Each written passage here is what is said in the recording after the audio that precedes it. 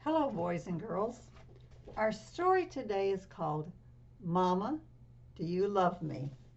And it's by Barbara M. Joosse. And this book comes from what we call the Inuit culture. And you'll see the pictures, maybe what we call Indians, although we know that is not what they were called among themselves. So, Mama, Do You Love Me by Barbara M. Joosse and illustrated by Barbara Lavelle. And the publisher is Scholastic. Mama, do you love me? Yes, I do, dear one. How much?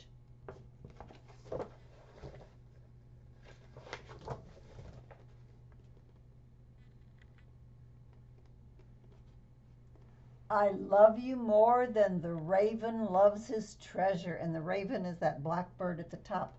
More than the dog loves his tail. More than the whale loves his spout. And see the spout of water coming up out of the blowhole.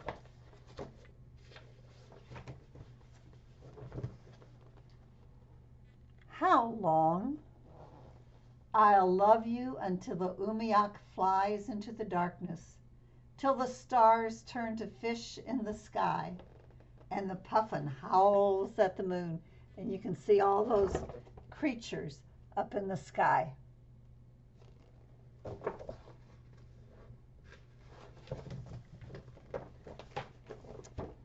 Mama, what if I carried our eggs, our ptarmigan eggs, and I tried to be careful, and I tried to walk slowly, but I fell, and the eggs broke?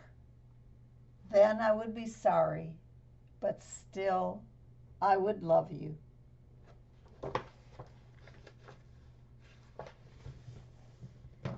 What if I put salmon in your parka, ermine in your mittens, and lemmings in your mucklucks? Then I would be angry.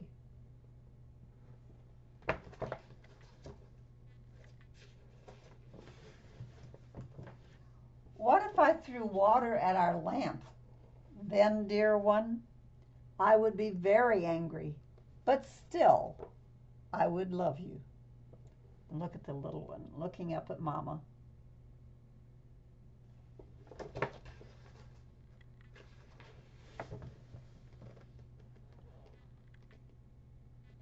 What if I ran away? Then I would be worried. What if I stayed away and sang with the wolves and slept in a cave? Then, dear one, I would be very sad, but still I would love you.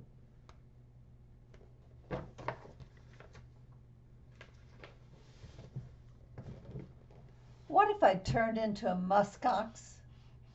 Then I would be surprised. What if I turned into a walrus? Then I would be surprised and a little scared.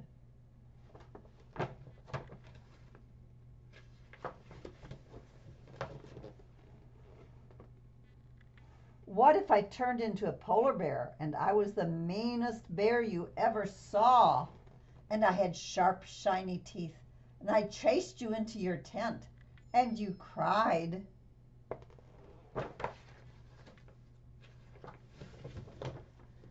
Then I would be very surprised and very scared. But still, inside the bear, you would be you, and I would love you.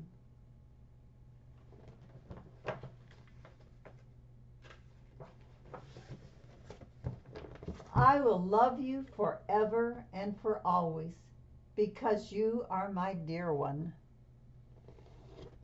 And there she is holding her little girl, and the little girl's holding her little baby doll.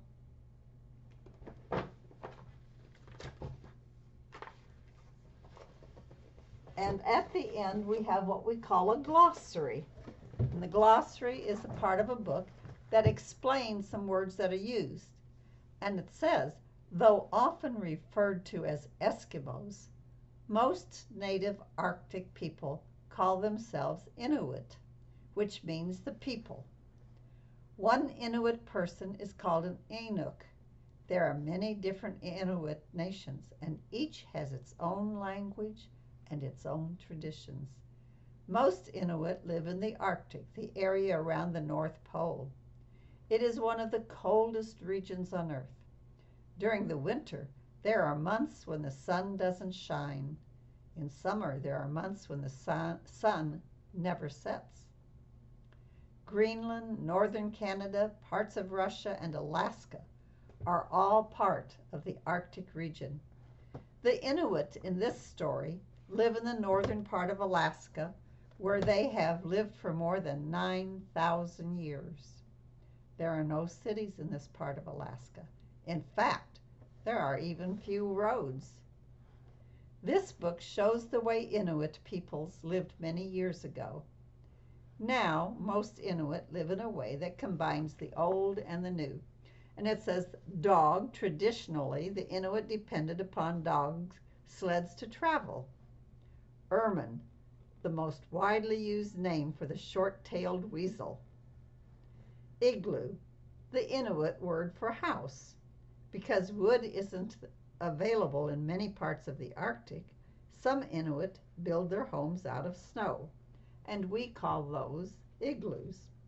The Alaska Inuit, however, generally only use igloos as a temporary hunting shelter. Lamp. The lamp in an Inuit home was never left unattended because it was such an important part of life.